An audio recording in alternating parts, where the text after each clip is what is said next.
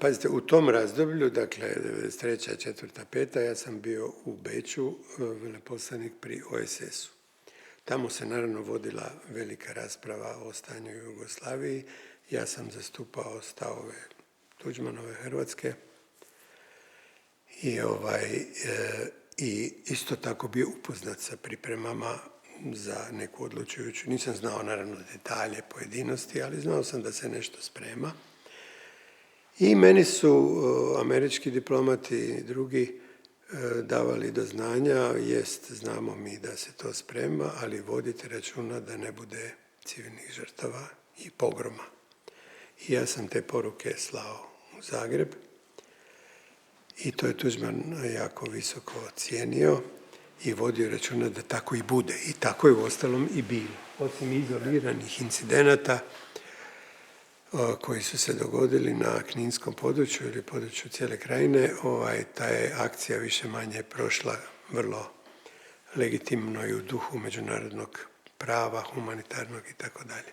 A naravno ovaj egzodus Srba je bio dogovoren prije samog poraza već i za njega. Hrvatska je u tom smislu, vojska imala samo zadatak da osigura mirni odlazak i da osigura trasu za odlazak, a ne da ih progoni, da ih decimira, da ih bombardira i tako dalje.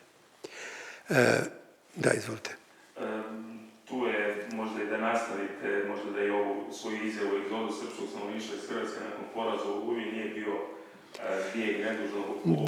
Da, to je sad ta dilema, jer velikosrpska propaganda i predsjednik Vučić i njegova ekipa, oni govore o još jednom genocidu, progonu srpskog stanovništva, ali moja je teza koju sam objavio da tu nije riječ o zbjegu ili povlačenju civilnog stanovništva, onog koje po međunarodnom pravu ima pravo na posebnu zaštitu i tako dalje.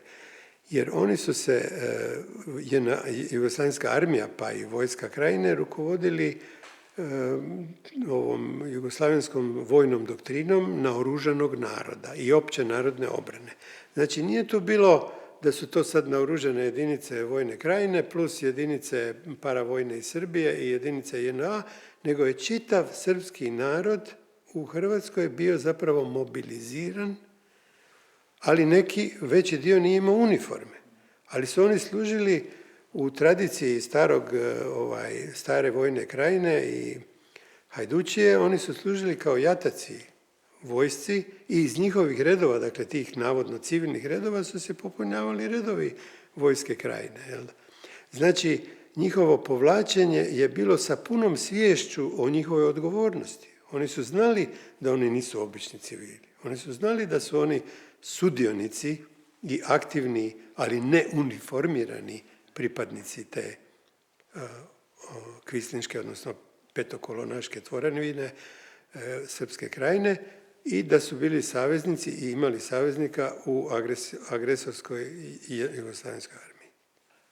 Sjećam se za vrijeme Oluje, ovo što ste naveli, pa neka stara žena, rekli bi, baba u tim krajevima, bili smo baš kraj ovih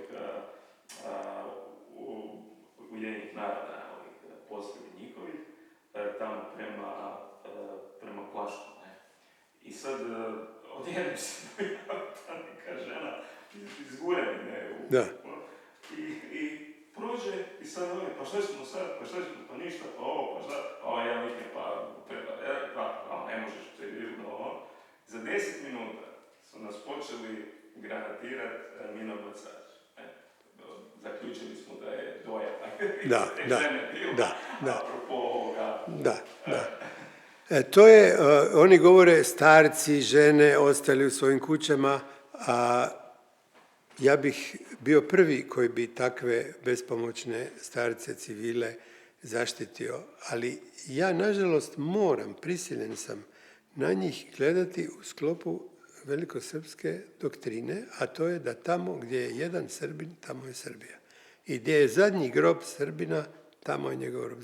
Znači, ostanak tih ljudi nije zato što su oni nisu bili lojalni prema velikosrpskom konceptu, nego zato što su smatrali da njihov ostanak znači i produženje njihovoga, zapravo, da to kažem, njihove šape nad hrvatskim zemljama i hrvatskim krajevima.